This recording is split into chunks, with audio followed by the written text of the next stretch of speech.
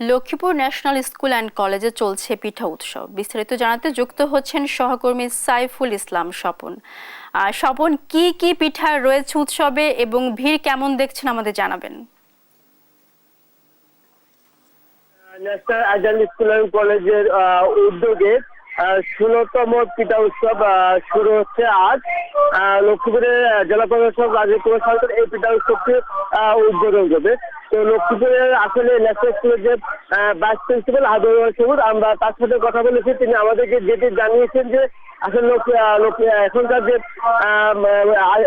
যে প্রজন্ম তারা আসলে শহরে বাস করে, এবং শহরে বাস করার কারণে যে আসলে গ্রাম বাংলার যে ঐতিহ্যবাহী যে পিঠা রয়েছে, পিঠা পায়েস, বিশেষ করে পুলি পিঠা, বাবা পিঠা, চিতল পিঠা এবং অন্যান্য যে 7 রকমের যে পিঠা রয়েছে, এই পিঠাগুলো কিন্তু হারিয়ে যাচ্ছে।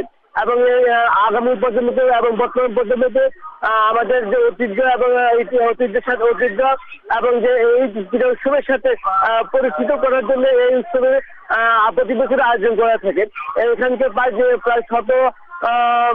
থেকে 50টি স্টল রয়েছে, এবং স্টলগুলোতে এখানকার যে ছাত্রছাত্রীরা রয়েছে তারা বিভিন্ন রকমের পিঠা এবং পুলি পায়েসের আয়োজন করেছে। এমনকি এখানে যে এখন কিন্তু গ্রাম বাংলা থেকে হারিয়ে যেতে বসেছে খেজুরের রস, এই খেজুরের রসও বিক্রি হচ্ছে, এবং খেজুরের পায়েস, পুলি, তারপরে বাবা পিঠা, চিতল পিঠা, খই পিঠা এবং যত রকমের পিঠা রয়েছে, এবং সব পিঠাগুলোর সাথে এই স্কুলের ছাত্রছাত্রী সহ এখানকার মেলা যারা আসছে তারা পরিচিত হচ্ছে। প্লাস এবং এই পিঠাগুলো খেয়ে তারা পিঠার স্বাদ নিতে পারছে। আমরা এখানকার যে ছাত্রছাত্রীর সাথে কথা বলেছি, এবং যারা নতুন ছাত্রছাত্রী তারা আমাদেরকে জানিয়েছেন যে আসলে তারা সাধারণত পাসপোর্ট খেয়ে অভ্যস্ত। তারা এই যে ঐতিহ্যবাহী বা গ্রাম বাংলার যে পিঠাগুলো রয়েছে এই পিঠা সম্পর্কে তাদের কোনো ধারণাই নেই। আর এই মেলাতে এসে তারা এই পিঠা সম্পর্কে জানতে পারছে এবং পিঠাগুলোর স্বাদ দিতে পারছে। এই ছিল লক্ষ্মীপুরের পিঠা উৎসব থেকে সর্বশেষ খবর। ধন্যবাদ আপনাকে।